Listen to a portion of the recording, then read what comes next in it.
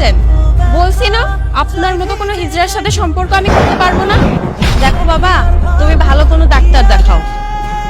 দেখুন আম্মা, এই রোগের চিকিৎসা বিদেশে যেও হবে না। আপনি কাইন্ডলি ডিভোর্সের ব্যবস্থা করুন। কেমন আছেন? আমি ভালো, তুমি কেমন আছো? বুঝছি ভালো নেই।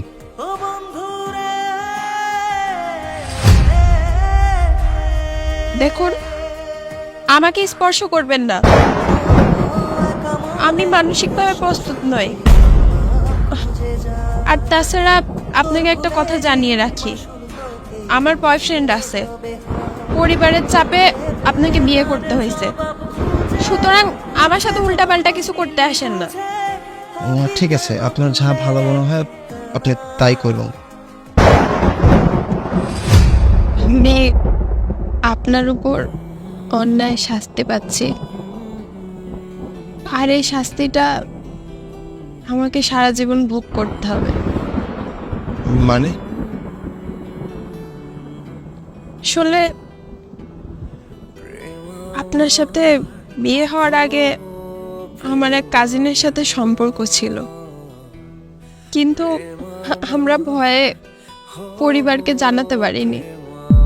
যেহেতু আমরা মামাতো ভাই বোন হই, আমাদের সম্পর্কটা কেউ মেনে নিবে না, তাই আমরা প্ল্যান করলাম বাবার পছন্দের ছেলের সাথেই বিয়ে করব। আর বিয়ের মাসখানেক পরেই বলবো ছেলে শারীরিক সমস্যা, ছেলে পুরুষত্বহীন। বিষয়টা যেহেতু খুবই সেন্সিটিভ, তাই এগুলো নিয়ে বাবা বেশি ঘাটাঘাটি করবে না, আমাদের সহজেই ডিভোর্স হয়ে যাবে।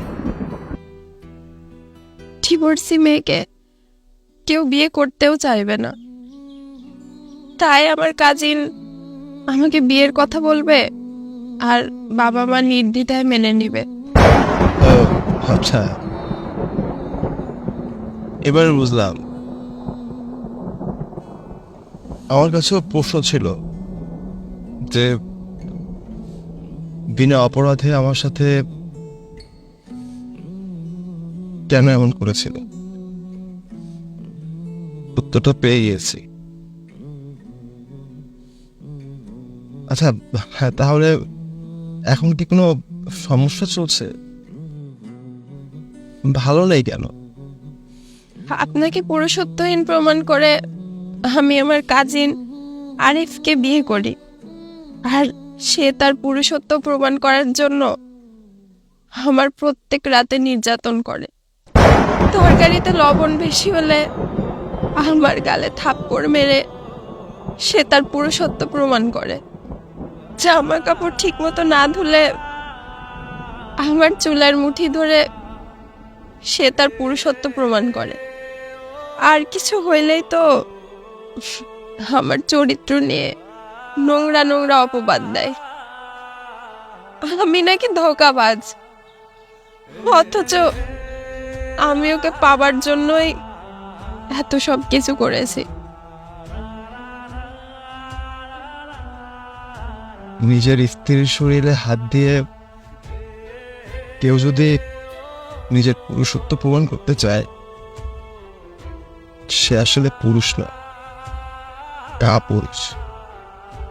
তোমার প্রতি আমার অনেক রাগ, ঘৃণা আমার বুকে ছিল।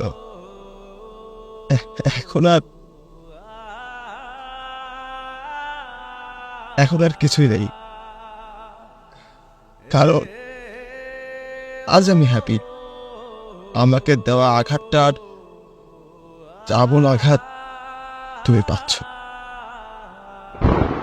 ভালো থাকো।